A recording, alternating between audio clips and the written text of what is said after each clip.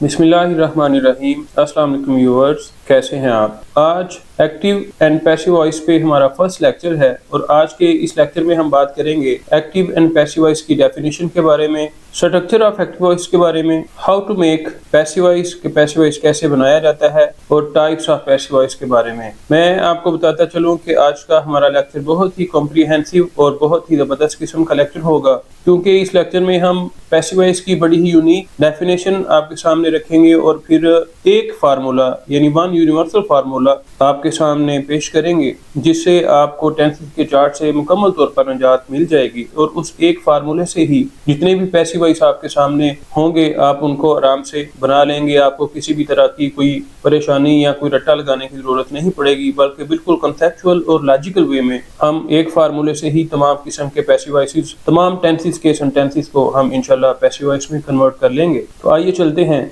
Main part of the video की तरफ। तो डेफिनेशन ऑफ टेंस सबसे पहले पढ़ते हैं। द स्टेट ऑफ डूइंग और being of an action in a certain aspect of time is called a tense, यानी किसी काम के करने या होने की हालत का किसी खास वक्त में पाया जाना टेंस कहलाता है। अब इस टेंस में एक्टिव वॉइस भी होता है और पैसिव वॉइस भी होता है और इसकी डेफिनेशन में ही दोनों चीजें मौजूद हैं। आप देखें, पहले नंबर पे हमारे पास है स्टेट ऑफ डूइंग और दूसरे नंबर पे हमारे पास है स्टेट ऑफ बीइंग। तो ये जो डूइंग है, काम का करना जो है, इसे हम एक्टिव वॉइस कहते हैं और ये जो काम का होना है इसको हम पैसिव वॉइस कहते हैं।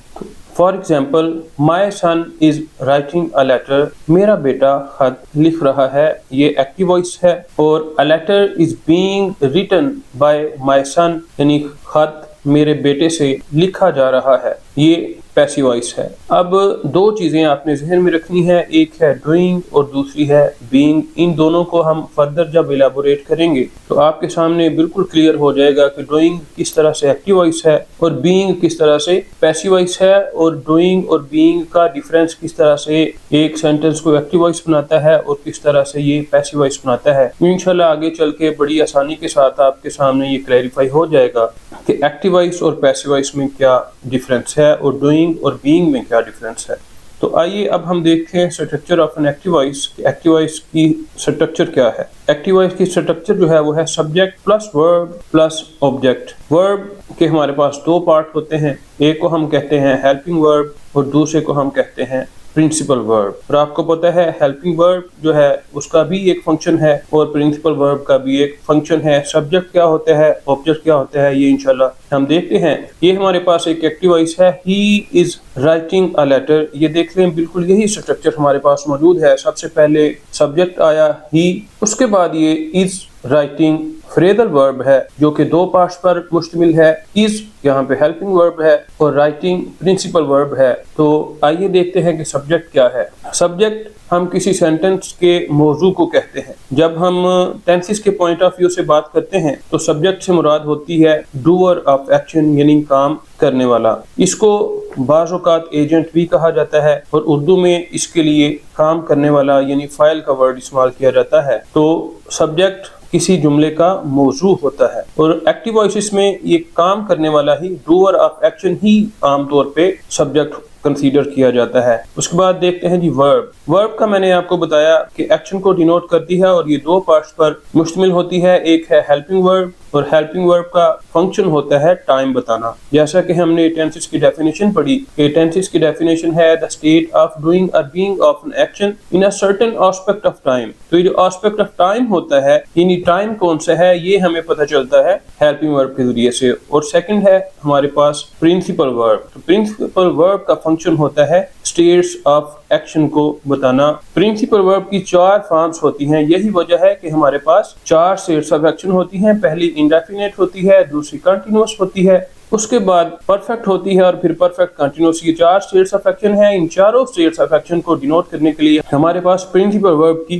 चार ही फॉर्म्स होती हैं। नेक्स्ट आ जाता है object. Object is the receiver of the effect of an action, यानी जो एक्शन होता है उसका जो इफेक्ट रिसीव करें, जिस पर काम का असर हो, उसको हम मफूल कहते हैं। तो ये तीन चीजें होती हैं किसी भी सेंटेंस की स्ट्रक्चर में। सब्जेक्ट और ऑब्जेक्ट अमूमन किसी टेंस की फॉर्मेशन में कोई रोल प्ले नहीं करते। वर्ब से हमें पता चलता है कि कौन सा टेंस है और कौन सी स्टेट ऑफ एक्शन है, कौन सा ये टाइम है। आइए अब आगे हम डेफिनेशन ऑफ पैसिव वॉइस पढ़ते हैं। एक्टिव वॉइस की डेफिनेशन में हमने पढ़ा दी स्टेट ऑफ डूइंग और बीइंग ऑफ एन एक्शन। तो पैसिव वॉइस की डेफिनेशन में है the state of being of an action, यानी इसमें डूइंग नहीं होता, इसमें स्टेट ऑफ बीइंग होता है। The state of being of an action in a certain aspect of time is called passive voice, यानी किसी काम के होने की हालत का किसी खास वक्त में पाया जाना फेल मजहूल कहलाता है। पैसिव वॉइस को उर्दू में मजहूल कहा जाता है। For example, a letter is being written by him, यानी यहाँ पे जो ऑब्जेक्ट है, जो वर्क है, वो हो रहा है, लेकिन कौन कर रहा है ये ज्यादा अहम नहीं होता। तो हमने यहाँ से सीखा कि जब हमारे पास सब्जेक्ट एक्टिव हो तो फिर हमारे पास जो वॉइस है वो एक्टिव वॉइस होती है, और अगर सब्जेक्ट पैसिव हो तो हमारे पास जो वॉइस होती है वो पैसिव वॉइस होती है। यानी सब्जेक्ट का एक्टिव होना जुमले को एक्टिव वॉइस बनाता है और सब्जेक्ट का पैसिव होना किसी भी जुमले को पैसिव वॉइस बनाता है। तो आइए चलते हैं अब हम डिफरेंसेस की तरफ और देखते हैं कि what is the difference between an active voice and passive voice, यानी एक्टिव वॉइस और पैसिव वॉइस में क्या डिफरेंस है। इस पर्पस के लिए लेट्स मेक टेबल्स। ये हमारे पास टेबल है एक्टिव वॉइस का और ये हमारे पास है पैसिव वॉइस का। एक्टिव वॉइस में हमारे पास स्टेट ऑफ डूइंग होती है, जबकि पैसिव वॉइस में इसके बरक्स हमारे पास स्टेट ऑफ बीइंग होती है, यानी इसमें काम किया जाता है और यहाँ पे काम हो रहा होता है। यहाँ पे doer of action is active, काम करने वाला एक्टिव होता है, जबकि doer of action is passive in passive voice. उसके बाद डिफरेंट फॉर्म्स ऑफ पीवी यानी principal verb are used. Forms of principal verb different तरह की यूज होती हैं। जिस तरह की स्टेट ऑफ एक्शन होती है उसी तरह की हम फॉर्म यूज करते हैं प्रिंसिपल वर्ब की। इसके बरक्स पैसिव वॉइस में only third form of principal verb is used, यानी प्रिंसिपल वर्ब की सिर्फ थर्ड फॉर्म इस्तेमाल होती है। अब क्वेश्चन ये पैदा होता है कि उसमें भी काम बयान किया जाता है, इसमें भी काम बयान किया जाता है, क्या वजह है कि उसमें तो चारों फॉर्म्स इस्तेमाल होती हैं जबकि पैसिव वॉइस में सिर्फ थर्ड फॉर्म इस्तेमाल होती है। तो डिफरेंस बड़ा क्लियर है। एक्टिव वॉइस में स्टेट ऑफ डूइंग होती है, काम का करना होता है, तो काम के करने की मुख्तलिफ तरह की हालतें होती हैं। मसलन इनडेफिनेट हो गया, उसके बाद कंटिन्यूअस हो गया, उसके बाद परफेक्ट हो गया और उसके बाद परफेक्ट कंटिन्यूअस हो गया। तो ये चारों को बयान करने के लिए चार मुख्तलिफ तरह की फॉर्म्स इस्तेमाल की जाती हैं। इसके बरक्स पैसिव वॉइस में चूंकि सिर्फ स्टेट ऑफ बीइंग इस्तेमाल की जाती है, सिर्फ स्टेट ऑफ बीइंग को प्रेजेंट करना पैसिव वॉइस कहलाता है, तो पैसिव वॉइस में सिर्फ थर्ड फॉर्म इस्तेमाल होती है। थर्ड फॉर्म को आपको पता है कि हम पार्टिसिपल भी बोलते हैं और पार्टिसिपल को बाज़ दफा हम एडजेक्टिव भी कहते हैं। तो एडजेक्टिव आपको पता है किसी की खूबी या खामी, यानी किसी के होने की कैफियत को हम एडजेक्टिव कहते हैं। तो third form most of the times as an adjective भी यूज होती है, तभी तो इसको पार्टिसिपल कहते हैं। तो चूंकि third form state of being को प्रेजेंट करती है, इसलिए हम पैसिव वॉइस में सिर्फ थर्ड फॉर्म ही इस्तेमाल करते हैं। For example, third form of verb is named as participle which is also called adjective. For example, the glass is broken. अब यहाँ पे broken जो है वो थर्ड फॉर्म है, यानी ग्लास टूटा हुआ है। ग्लास की कैफियत इस वक्त क्या है, state of being of glass क्या है, ब्रोकन यानी टूटा हुआ, यानी ये थर्ड फॉर्म यहाँ पे यूज की गई है जो कि यहाँ पे स्टेट ऑफ बीइंग को भी प्रेजेंट कर रही है। चूंकि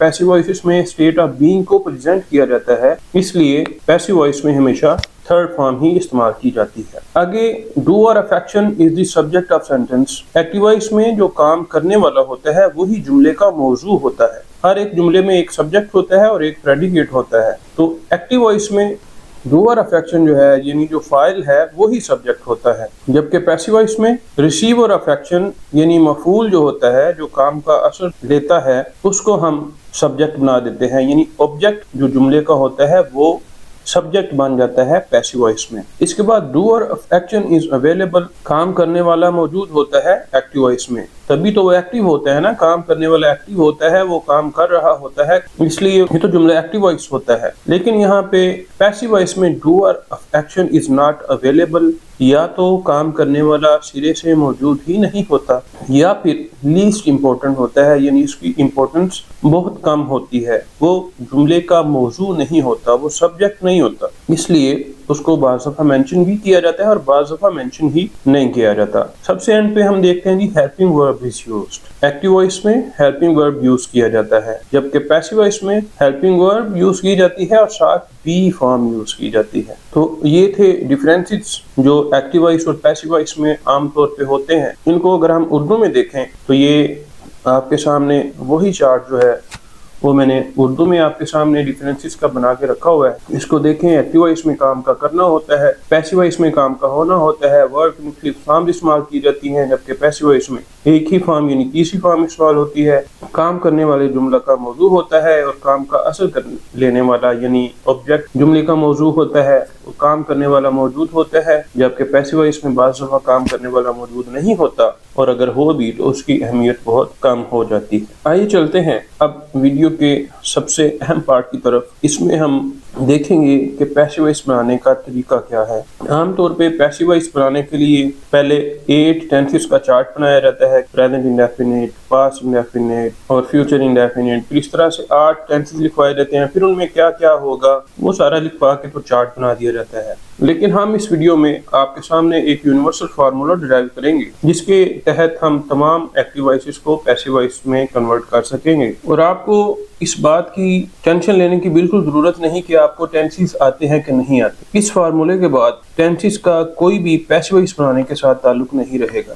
आपको सिर्फ फॉर्म्स ऑफ वर्ब का पता होना चाहिए। अगर आपको फॉर्म्स ऑफ वर्ब आती हैं तो फिर आसानी के साथ आप किसी भी जुमले के एक्टिव वॉइस को इस वीडियो को देखने के बाद इंशाल्लाह बड़ी आसानी के साथ पैसिव वॉइस में चेंज कर लेंगे। तो आइए अब देखते हैं कि वो क्या फार्मूला है और वो कितने स्टेप्स हैं जिनको हम फॉलो करके तो किसी भी एक्टिव वॉइस को पैसिव वॉइस में कन्वर्ट कर लेंगे। तो ये हमारे पास एक एक्टिव वॉइस है, my son is writing a letter. My son यहाँ पे सब्जेक्ट है, उसके बाद होता है हेल्पिंग वर्ब, ये इज यहाँ पे हेल्पिंग वर्ब है, राइटिंग प्रिंसिपल वर्ब है और उसके बाद होता है ऑब्जेक्ट। ये 4 चीजें होती हैं। इनको जरा आप गौर से देख लें कि ये एक्टिव वॉइस की तरतीब है, subject plus helping verb plus principal verb plus object, यानी my son is writing a letter. तो आपने ये मेरे बताए हुए स्टेप्स को फॉलो करना है और इंशाल्लाह हर एक सेंटेंस का पैसिव वॉइस आप इंशाल्लाह आसानी से बना लेंगे। तो सबसे पहले काम जो आपने करना है वो है ऑब्जेक्ट बिकम्स सब्जेक्ट, यानी इस जुमले का जो ऑब्जेक्ट है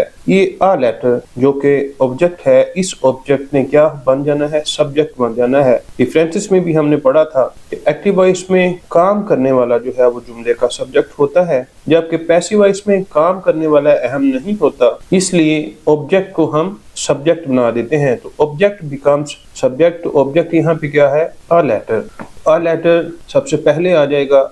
उसके बाद स्टेप 2 देखें, स्टेप 2 पे सेम हेल्पिंग वर्ब, यानी स्टेप 2 पे हम ये जो हेल्पिंग वर्ब है इसी हेल्पिंग वर्ब को हम यहाँ पे ऑब्जेक्ट को जब सब्जेक्ट बनाएंगे तो उसके बाद हम सेम हेल्पिंग वर्ब जो हमारे एक्टिव वॉइस में होगा वही हम लगा देंगे। हम नहीं देखेंगे कि टेंस प्रेजेंट इंडेफिनिट है, पास्ट इंडेफिनिट है या जो भी टेंस है, यहाँ पे जो भी हेल्पिंग वर्ब लगा होगा उसको उठा के हम यहाँ पे लगा देंगे। और उसके बाद स्टेप 3 में क्या करेंगे जी, स्टेप 3 में हम be form equal to the form of PV, यानी यहाँ पे जो प्रिंसिपल वर्ब की फॉर्म यूज होगी उसके मुताबिक हम बी की वो वाली फॉर्म लगा देंगे। इसके लिए मैं आपको यहाँ बी की फॉर्म्स बताता हूँ। ये देखें, बी इसके प्रेजेंट केसेस जो है वो है इज एम आर, यानी फर्स्ट फॉर्म इसकी इज एम आर है, सेकंड फॉर्म इसकी वाज या वर है, उसके बाद थर्ड फॉर्म इसकी बिन है और फोर्थ फॉर्म यानी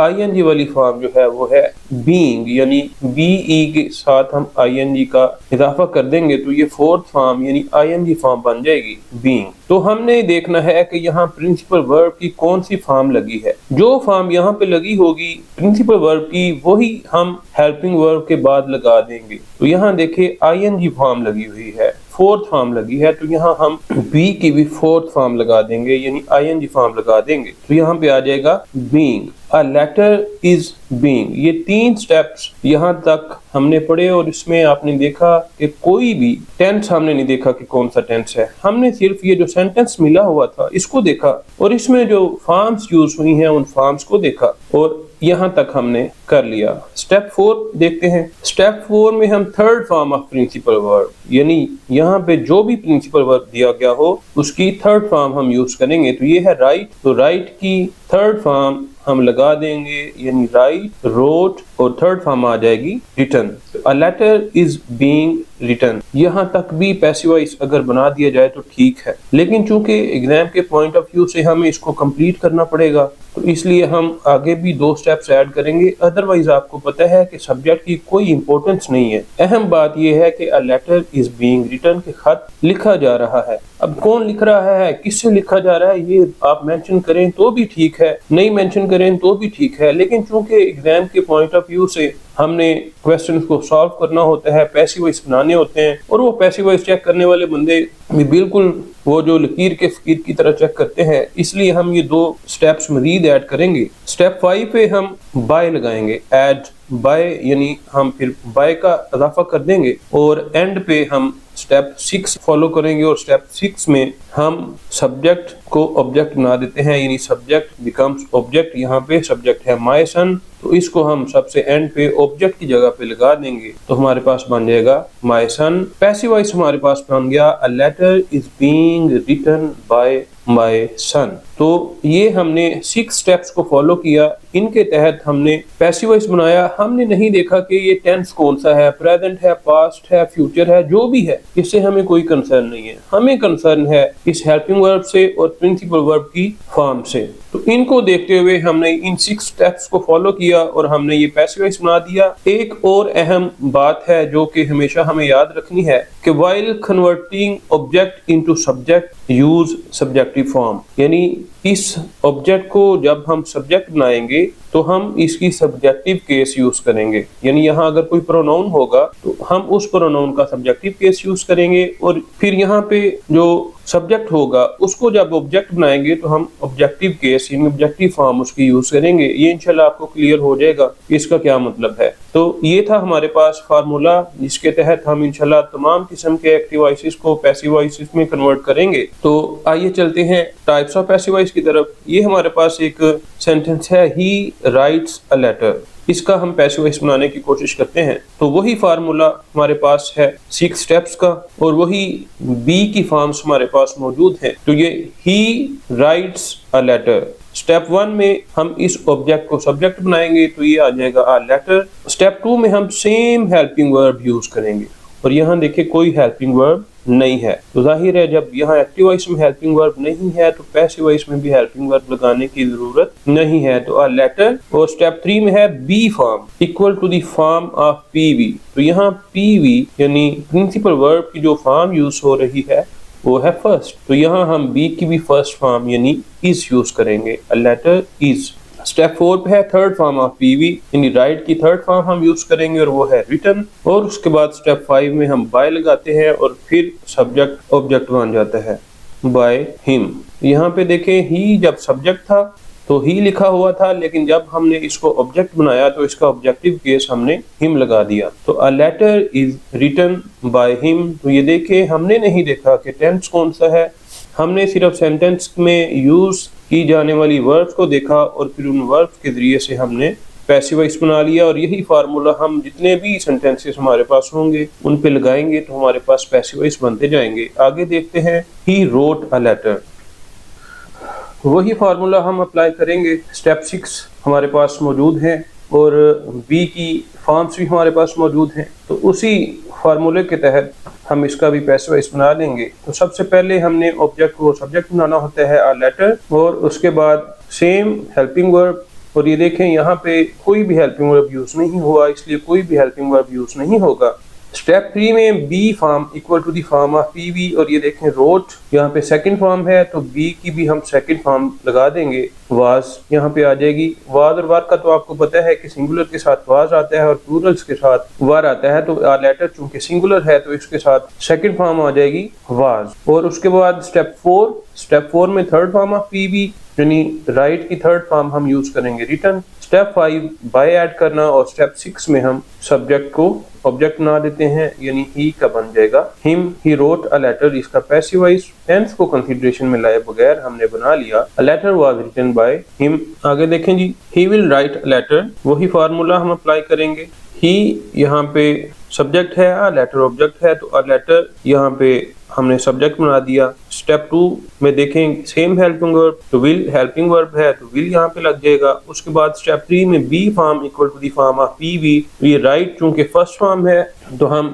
बी की फर्स्ट फॉर्म यानी be form equal to the form of P V, यानी पी वी की प्रिंसिपल वर्ब की फर्स्ट फॉर्म है तो हम बी की भी फर्स्ट फॉर्म लगा देंगे। और ये देखें बी की फर्स्ट फॉर्म यहाँ पे हमारे पास बी ही है। ये तो आपको आसानी से क्लैरिफाई हो जाएगा कि बी का ये वाला केस लगने हैं या इज एम आर लगने हैं। तो ये देखें विल के बाद जाहिर है इज एम आर तो नहीं लगेंगे ना, तो बी ही लगेगा, अ लेटर विल बी।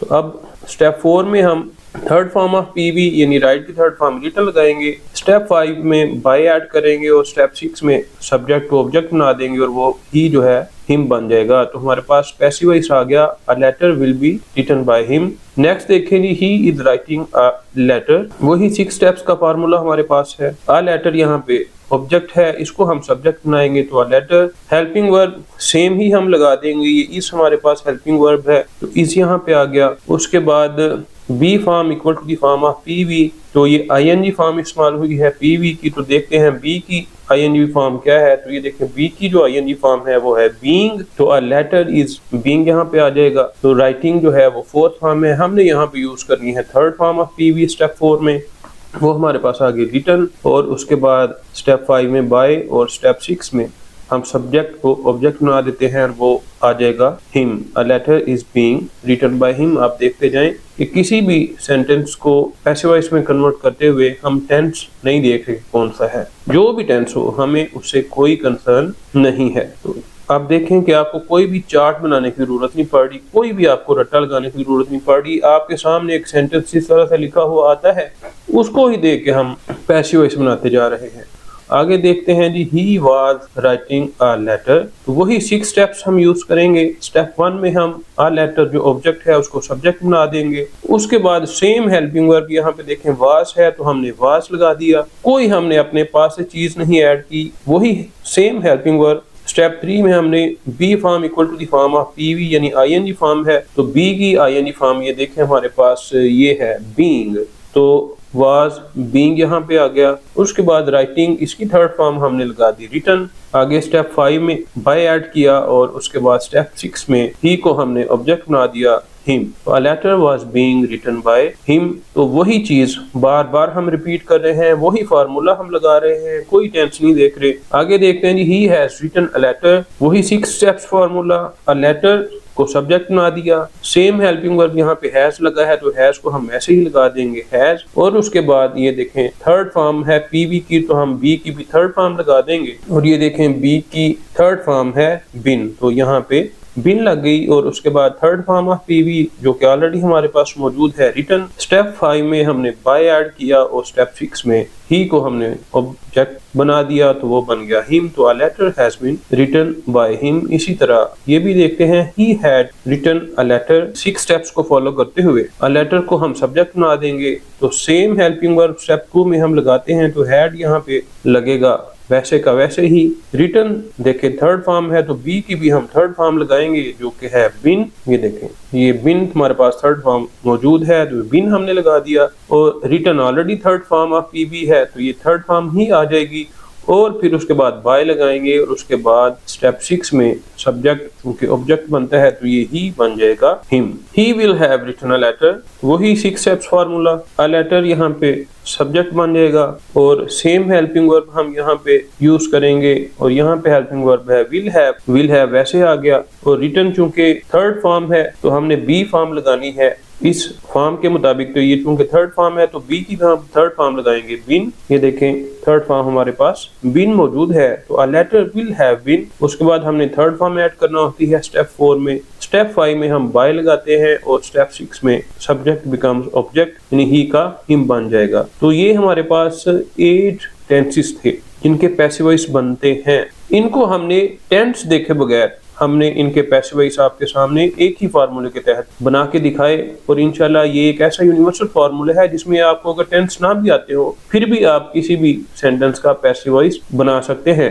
अब आपके जहन में ये सवाल पैदा होगा कि सर इन 8 के आपने पैसिव वॉइस बना दिए, बाकी के 4 के पैसिव वॉइस क्यों नहीं बनते? तो बड़ी सादा सी बात है, बड़ी आम सी बात है। देखें, हम पैसिव वॉइस बनाते क्यों हैं? पैसिव वॉइस बनाने का मकसद होता है स्टेट ऑफ डूइंग को बीइंग में कन्वर्ट करना। तो ये 8 ऐसे टेंसेस हैं जिनमें स्टेट ऑफ डूइंग पेश की जाती है एक्टिव वॉइस में, जबकि बाकी के जो 4 टेंसेस हैं उनमें ऑलरेडी स्टेट ऑफ बीइंग ही पेश की जा रही होती है। जब उनमें स्टेट ऑफ बीइंग पहले से ही होती है फिर उसका पैसिव वॉइस बनाने का मकसद ही कोई नहीं होता, इसलिए उन 4 टेंसेस के पैसिव वॉइस भी नहीं बनाए जाते। आइए आगे हम देखते हैं कि नेगेटिव्स के पैसिव वॉइस कैसे बनाते हैं। तो he will not write a letter, वही 6 स्टेप्स फार्मूला हम यूज करेंगे। मैंने आपको बताया कोई यूनिवर्सल फार्मूला है, वही अप्लाई करेंगे। तो हम अ लेटर को सब्जेक्ट बना देंगे, उसके बाद सेम हेल्पिंग वर्ब विल, और आपको पता है कि हेल्पिंग वर्ब के बाद हम नॉट होगा तो नॉट लगा देंगे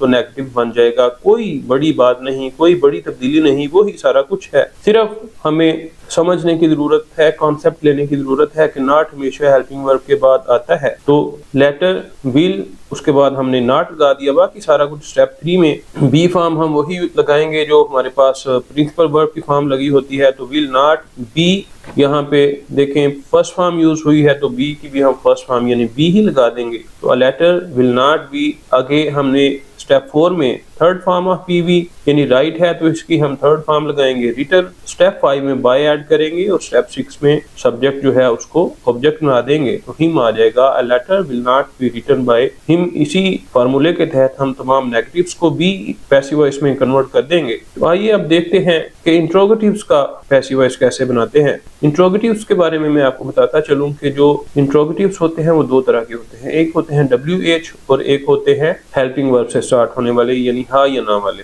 तो जो भी हमारे पास मौजूद होगा, आपको पता है हेल्पिंग वर्ब हो या WH प्रोनाउन हमारे पास हो तो उसको हम फिक्रे के शुरू में ले आते हैं तो हमारे पास इंट्रोगेटिव बन जाते हैं। तो जिस तरह की स्ट्रक्चर एक्टिव वॉइस में होगी उसी तरह की हम यूज करके तो पैसिव वॉइस बना देंगे। कोई नई बात नहीं होगी बल्कि वही 6 स्टेप्स वाला फार्मूला हम लगाएंगे और बी की फॉर्म को देखेंगे और हमारे पास पैसिव वॉइस बन जाएंगे। For example why will he write a letter, कि वो खत क्यों लिखेगा। तो वही 6 स्टेप्स फार्मूला आपके सामने मौजूद है। तो इंट्रोगेटिव्स में आपको पता है कि हेल्पिंग वर्ब और WH प्रोनाउन को हम पहले लिखते हैं तो वो हम पहले लिख लेंगे। वाई विल स्टेप 2 भी हमारा ऑलरेडी हो चुका है। स्टेप 1 में हम अ लेटर यानी जो ऑब्जेक्ट है उसको सब्जेक्ट बना देंगे। स्टेप 2 में हम सेम हेल्पिंग वर्ब लगाते हैं और वो आपको पता है कि ये सेम हेल्पिंग वर्ब हम पहले ही लगा चुके हैं। स्टेप 3 में हम be form equal to the form of PV use करते हैं और यहाँ पे जो प्रिंसिपल वर्ब की फॉर्म है वो है फर्स्ट, तो बी की भी हम फर्स्ट फॉर्म यानी बी ही यूज करेंगे। और उसके बाद हमारे पास स्टेप 4 में थर्ड फॉर्म ऑफ पीवी यानी राइट की थर्ड फॉर्म रिटन आ जाएगी। उसके बाद बाय लगाएंगे और उसके बाद सब्जेक्ट को ऑब्जेक्ट बना देंगे तो why will a letter be written by him, ये हमारे पास इंट्रोगेटिव का बन जाएगा। और तमाम किस्म के इंट्रोगेटिव्स को हम इसी तरह पैसिव वॉइस में कन्वर्ट कर लेंगे। अब एक और बड़ी अहम बात है कि ऐसे इंट्रोगेटिव्स जिसमें हु यूज होता है उनका पैसिव वॉइस हम कैसे बनाते हैं। तो कोई परेशान होने वाली बात नहीं, बिल्कुल वही फार्मूला और बिल्कुल वही बातें, कुछ मुश्किल नहीं है। एक कॉन्सेप्ट है वो इंशाल्लाह आपने समझने हैं तो ये मसला भी हल हो जाएगा। ये हमारे पास है who will write a letter. तो 6 स्टेप्स हमारे पास मौजूद हैं। आपको पता है इंट्रोगेटिव्स में हेल्पिंग वर्ब जो है वो सेंटेंस के स्टार्ट में आता है, इसलिए वही वाला हेल्पिंग वर्ब हमने पहले लगा दिया यानी विल। और उसके बाद हमने स्टेप 1 फॉलो किया यानी अ लेटर जो कि ऑब्जेक्ट था इसको सब्जेक्ट बना दिया विल अ लेटर। फिर हमने be form equal to the form of PV, तो पीवी यानी प्रिंसिपल वर्ब की फर्स्ट फॉर्म यहाँ पे यूज हुई है तो हम यहाँ पे बी लगाएंगे जो कि फर्स्ट फॉर्म है बी। आगे थर्ड फॉर्म स्टेप 4 में हम लगाते हैं राइट की थर्ड फॉर्म रिटन आ गई। और उसके बाद स्टेप 5 में हम बाय ऐड करते हैं और स्टेप 6 में हम ये जो सब्जेक्ट होता है उसको ऑब्जेक्ट बना देते हैं। और सब्जेक्ट यहाँ पे क्या है हु, इसको जब हम ऑब्जेक्ट बनाएंगे तो इसका ऑब्जेक्टिव केस हम लगा देंगे whom, यानी will a letter be written by whom। तो स्ट्रक्चर यहाँ पे चूंकि आपको पता है कि WH प्रोनाउन सेंटेंस के स्टार्ट में आता है, इसलिए पैसिव वॉइस में भी बाय होम हम पहले लिख देते हैं और बाकी सारी स्ट्रक्चर हमारे पास वही होती है। By home will a letter be written, और ये बाय होम का इस्तेमाल सिर्फ हमारे प्यारे पाकिस्तान में किया जाता है। बाहर के जो नेटिव्स के जो कंट्रीज हैं वहाँ पे ये ऑब्जेक्ट जो है उसको बाय लगा के सब्जेक्ट को ऑब्जेक्ट बनाना ये नेसेसरी स्टेप नहीं होता। यहाँ पे exam of point of view से हम by home will a letter be written लिखेंगे। तो देखें वही स्टेप हमने फॉलो किया, वही सारा कुछ किया, कुछ भी नया नहीं किया। तो हमारे पास ये पैसिव वॉइस बन गया by home will a letter be written. इसके सही होने की दलील ये होती है कि बाय होम अगर हम उतार भी दें, ना भी लगाएं, तो फिर भी बाकी बचने वाला जो स्ट्रक्चर है वो इंट्रोगेटिव ही होनी चाहिए। तो by home will a letter be written. आगे देखते हैं जी, when we have two objects, जब हमारे पास दो ऑब्जेक्ट। तो याद रखें कि ऑब्जेक्ट का काम किसी भी जुमले में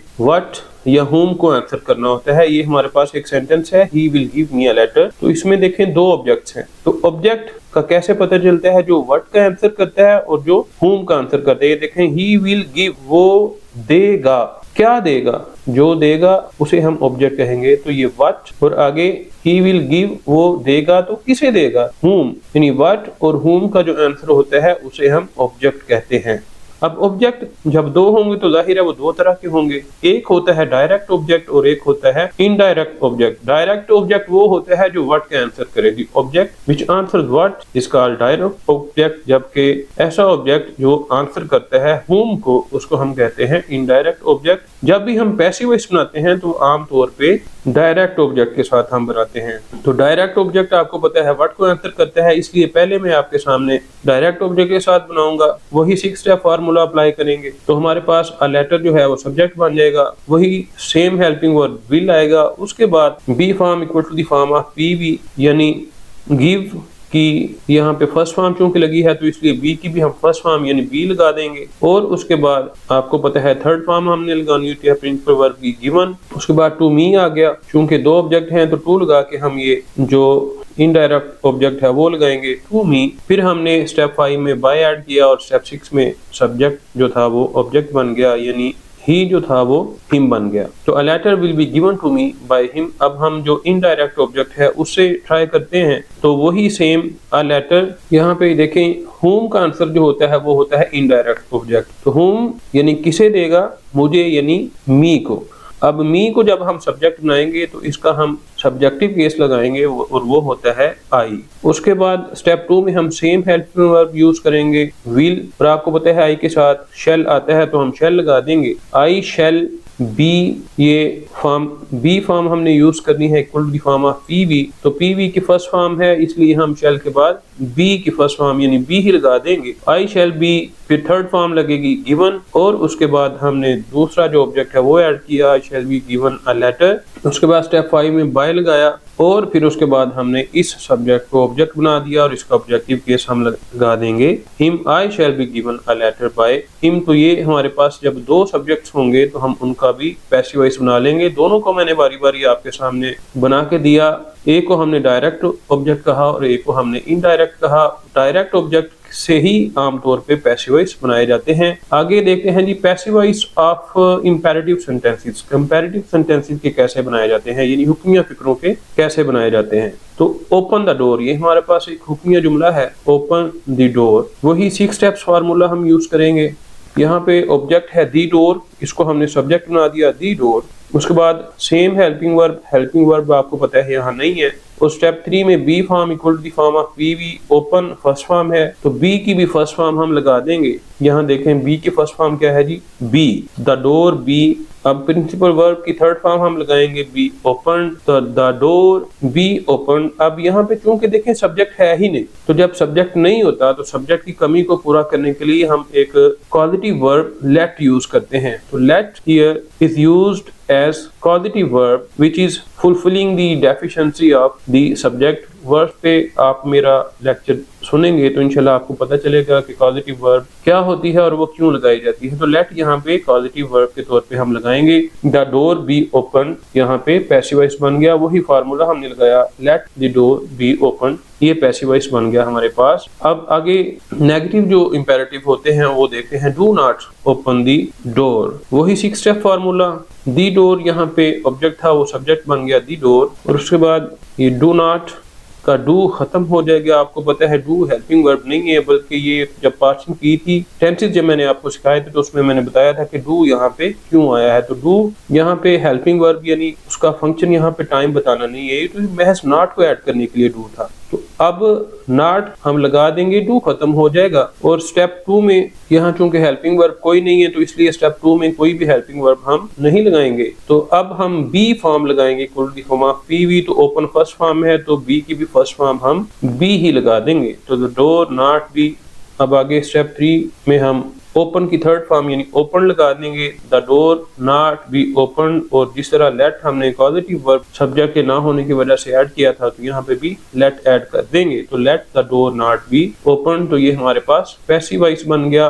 late is used here as positive verb, और वो मैं आपको पहले ही बता चुका हूँ कि आपको इंशाल्लाह मेरे जो वर्ब की फॉर्म्स के ऊपर लेक्चर है वो इंशाल्लाह आपको उसमें पॉजिटिव वर्ब भी मिल जाए। आगे कुछ ऐसे भी कॉम्प्लिकेटेड सेंटेंसेस होते हैं जहां पे ऑब्जेक्ट होता ही नहीं, तो फिर हम क्या करें। तो जब हमारे पास ऑब्जेक्ट ना हो, मिसाल के तौर पे ही वाज रीडिंग, यहाँ पे ऑब्जेक्ट नहीं है, जो फॉर्म ऑफ वर्ब है वो इंट्रांजिटिव है। तो जब इंट्रांजिटिव वर्ब्स हो हमारे पास तो उनका भी हम पैसिव वॉइस बना सकते हैं। मिसाल के तौर पे ही वाज रीडिंग या दे से, तो इसका हम किस तरह से बनाएंगे ये मैं इंशाल्लाह आपके सामने बना के दिखाता हूँ, और वही 6 स्टेप्स हम यूज करेंगे। ही वाज रीडिंग, यहाँ पे चूंकि ऑब्जेक्ट नहीं है तो हम समथिंग अपनी तरफ से ऐड करके इसको सब्जेक्ट बना लेंगे। तो समथिंग, उसके बाद स्टेप 2 में सेम हेल्पिंग वर्ब वाज लग गया। उसके बाद स्टेप 3 में be form equal to form of PV यानी आईएनजी फॉर्म बी की हमने लगाई तो वो है being, something was being. Third form हमने लगानी है पीवी की यानी रेड,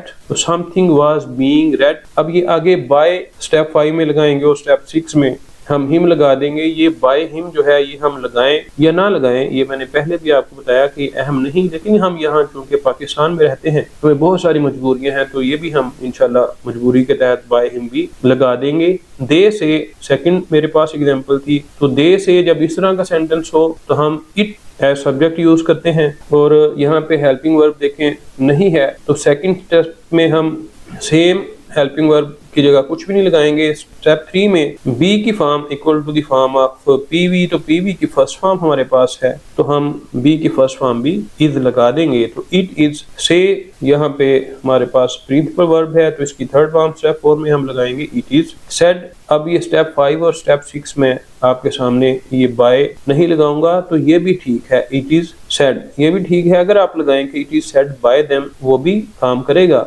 लेकिन इट इज सेड जो है ये मोर सेंसिबल है। और जब हमारे पास इंट्रांजिटिव हो, हमारे पास ऑब्जेक्ट ना हो, तो तब जो पैसिव वॉइस बनाए जाते हैं उनमें हम समथिंग का या इट का इजाफा कर लेते हैं एज ऑब्जेक्ट के तौर पे, और ऐसे तमाम पैसिव वॉइसेस को हम कहते हैं इम्पर्सनल पैसिव्स। तो ये आज का लेक्चर था जो आपके सामने मौजूद है। बड़ा ही कॉम्प्रिहेंसिव और जामी किस्म का ये लेक्चर था। मैंने बड़ी प्लानिंग के साथ तमाम जो कॉन्सेप्ट्स थे पैसिव वॉइस के उन सबको एक ही वीडियो में डालने की कोशिश की है ताकि आपको इधर उधर जाने की जरूरत ना पड़े, सब कुछ आपको एक ही इस वीडियो में मिल जाए। उम्मीद है तमाम कॉन्सेप्ट्स की आपको समझ आई होगी और ये वीडियो आपको अच्छी लगी होगी। नेक्स्ट वीडियोस में इंशाल्लाह कुछ सेंटेंसेस को लेके आपके सामने हाजिर होऊंगा और इस यूनिवर्सल फार्मूले की हम प्रैक्टिस करेंगे और तमाम एक्टिव वॉइस के पैसिव वॉइस आपके सामने बनाए जाएंगे। तब तक के लिए इजाज़त दें। अल्लाह हाफिज़। अस्सलामु अलैकुम व रहमतुल्लाहि व बरकातहू।